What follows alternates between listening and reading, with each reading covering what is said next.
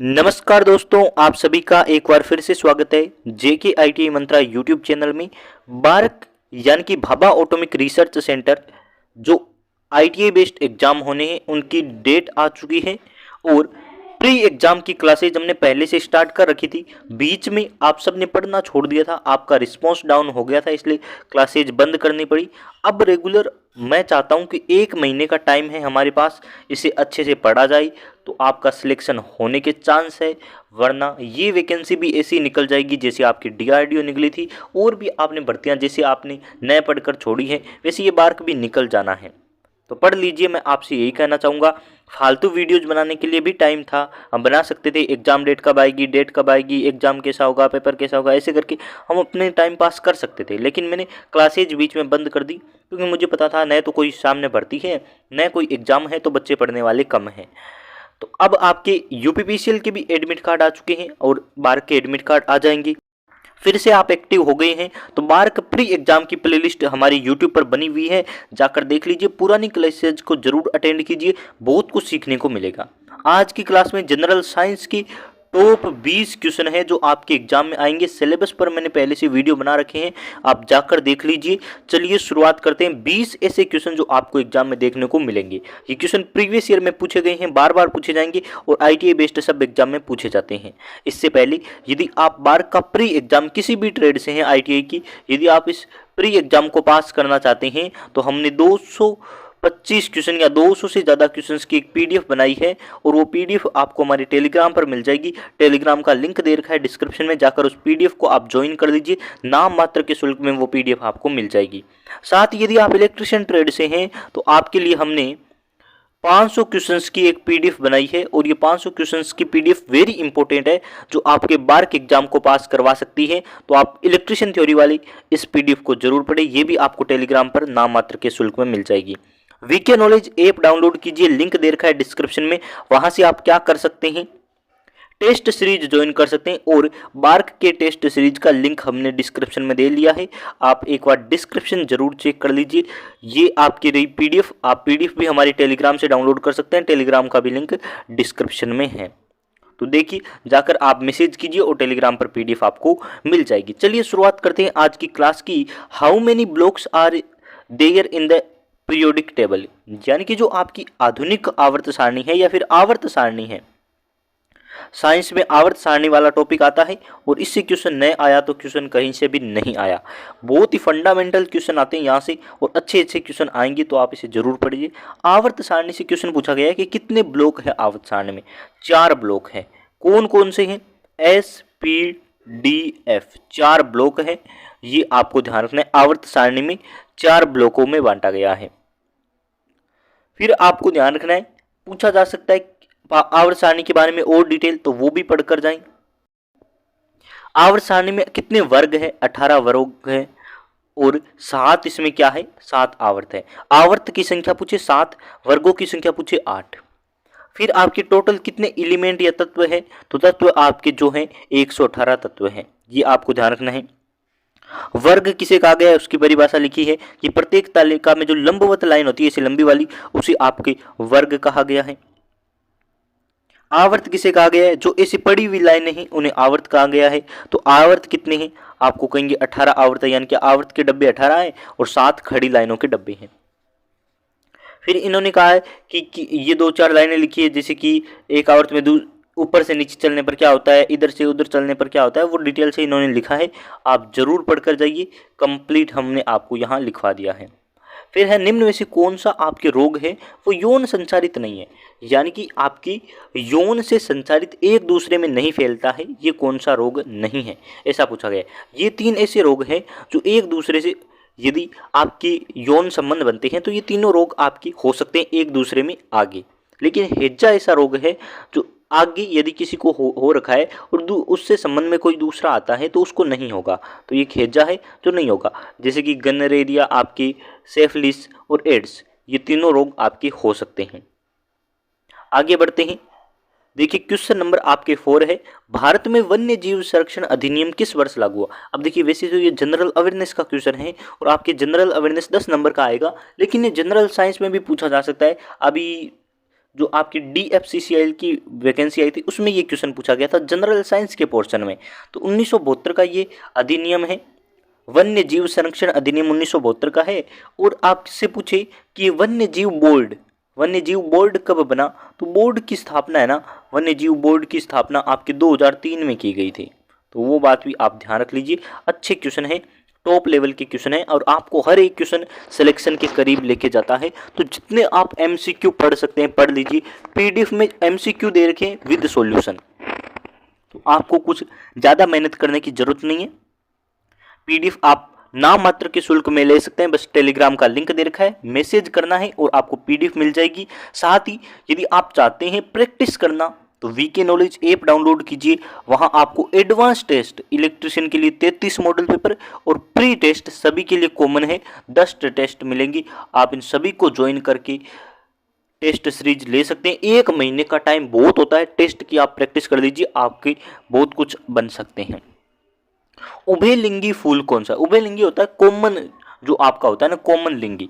तो ये आपकी खीरा, पपीता, तरबूज ऑप्शन दे रखे हैं और आपको लास्ट में दे रखा है आपकी हिबिस्कस, ये आपकी उभयलिंगी है। इसके बारे में आप डिटेल से और जितना पढ़ सकते हैं जरूर पढ़िए।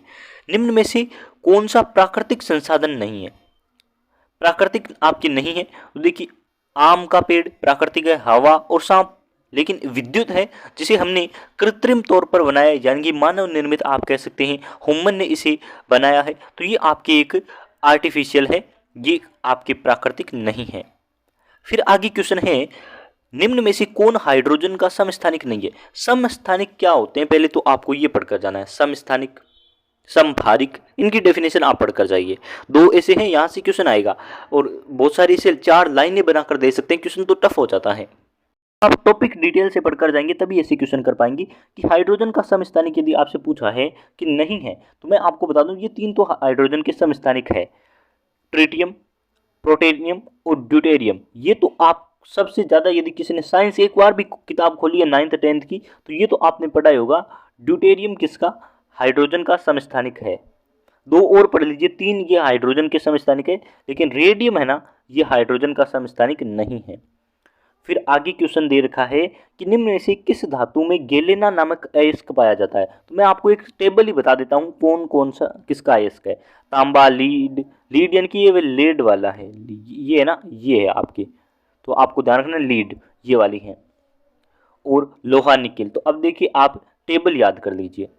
कैल्शियम के अयस्क, सीसा यानी कि लेड के अयस्क, तो मैं आपको सारे पढ़ा देता हूँ। कैल्शियम के हैं कैल्साइट और फ्लोर आपके सफर। सीसा या लेड के हैं गैलिना और सेरुसाइट। यूरेनियम के हैं पिच ब्लेड। थोरियम के हैं मोनाजाइट। सोने की आपकी केलेवराइट, ओरिक क्लोराइड। और तांबे की आपसे पूछे तो क्यूप्राइट, केलोराइट और अजुराइट, ये आपकी तांबे के हैं। तो आपको इससे पूछा है गैलिना किसका है, तो आपको करना है लेड यानी कि शीशे का आपकी अयस्क है।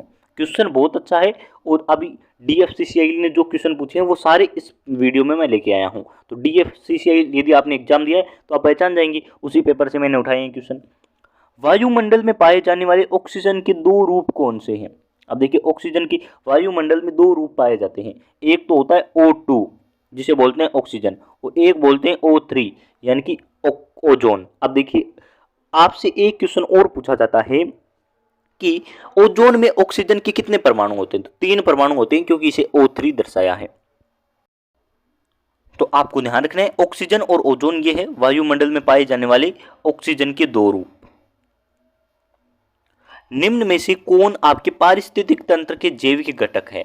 अब पारिस्थितिक तंत्र आपने डिटेल से पढ़ा होगा, तो आप उसे पढ़ लीजिए। उत्पादक यानी कि किसी चीज को बनाने वाला, उपभोक्ता उस चीज का उपभोग करने वाला, उसे खाने वाला, उसे कंज्यूम करने वाला, और अपघटक उसे सड़ाने गड़ाने वाला जो अपघटक होता है वो। तो आपको 3 बातें ध्यान रखनी है, ये आपके होते हैं जैविक तंत्र के मूल घटक, यही है।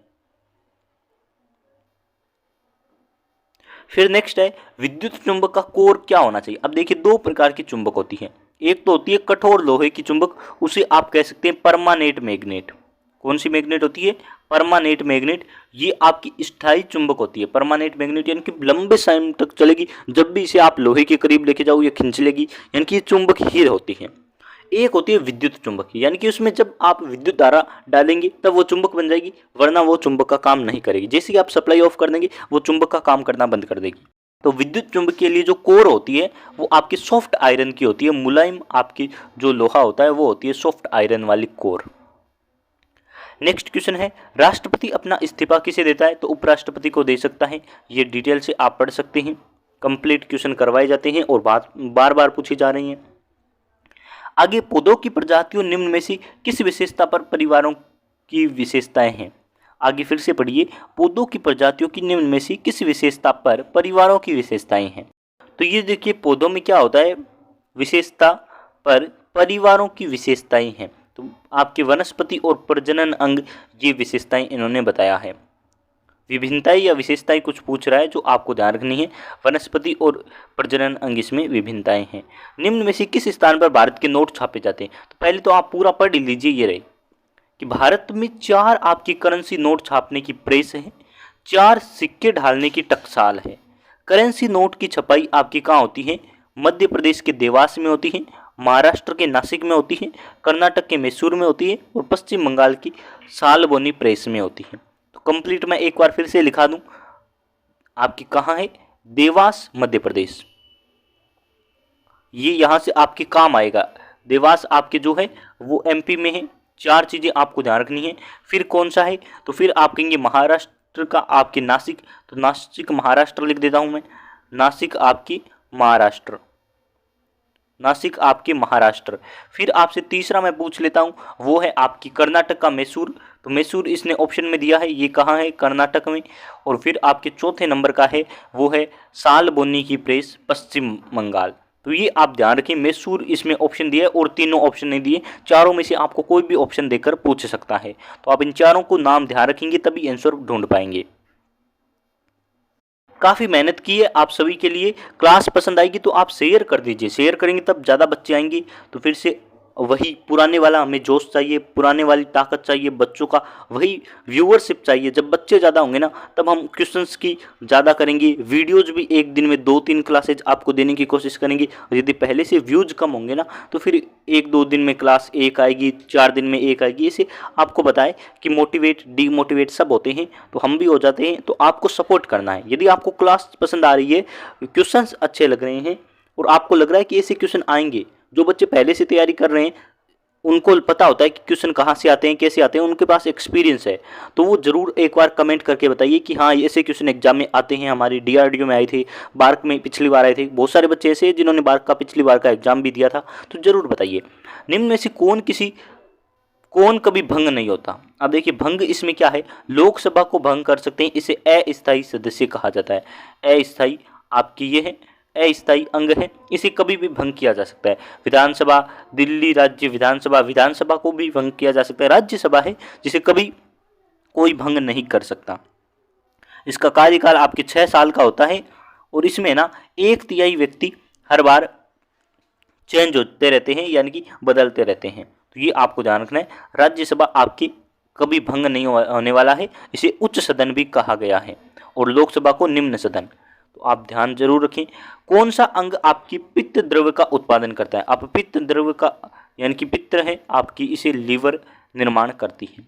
शायद क्वेश्चन हो गए हैं। एक लास्ट क्वेश्चन बचा है, वो है कि किस ब्लॉक को आंतरिक संक्रमण का तत्व कहते हैं? तो मैंने अभी बताया आपको 4 ब्लॉक है, SP, DF आपने 4 पढ़े होंगे। इसमें से F वाला है ना, इसे आपकी आंतरिक संक्रमण का कहा जाता है। आंतरिक संक्रमण आप जरूर ध्यान रखें। तो ये वाला आपके हैं आंतरिक संक्रमण वाला, इसे पढ़ लीजिए। F आपकी राइट आंसर है। तो मैंने बहुत सा आपको कंटेंट दिया है, जितना मैं दे सकता हूँ पहली क्लास में दिया है। अब आपको सपोर्ट करना है, यदि आप कितना अपनी तरफ से कर सकते हैं वो बताइए हमें।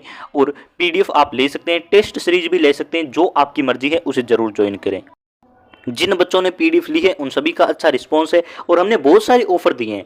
हर बच्चे को अपनी तरफ से ऑफर देने की कोशिश की है, नया ऑफर दिया है। हर बच्चे को अलग अलग प्राइज रखा है, किसी को छोटी मोटा भी कोई फेस्टिवल आ रहा है तो उसका ऑफर आपके सामने रख रहे हैं, ताकि ज़्यादा से ज़्यादा बच्चे हमारी इस पीडीएफ को पढ़ें और अपना रिव्यू दें। जब ज़्यादा बच्चे रिव्यू देते हैं तब हम बड़े एग्जाम के लिए भी पीडीएफ तैयार करने की कोशिश करते हैं। बहुत बहुत धन्यवाद आप सभी का। चैनल को सब्सक्राइब और पुरानी वीडियो जरूर देखिए। 12 प्री एग्जाम की क्लासेज, सिलेबस आपको नहीं पता है तो देख सकते हैं। एग्जाम डेट आ चुकी है, एडमिट कार्ड आपके 20 दिन में आ जाएंगी। तो बहुत बहुत धन्यवाद आप सभी का।